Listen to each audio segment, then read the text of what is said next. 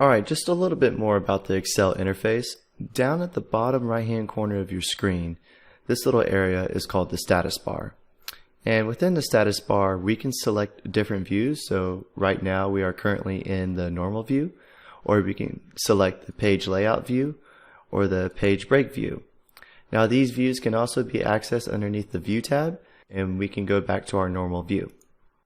Also down here we have a little zoom bar that we can zoom in and zoom out of our spreadsheet. And lastly, the status bar displays various information about our Excel spreadsheet. For example, let's say we want to put in some numbers here in the cells. So we're going to put in 15, 10, 5, and 30. Okay? Well, if we select these cells and come down here, our status bar automatically calculates the average, which is 15, and we select 4 cells, so it counts the number of cells we've selected, and it sums the cells that we selected. So adding all those together is 60.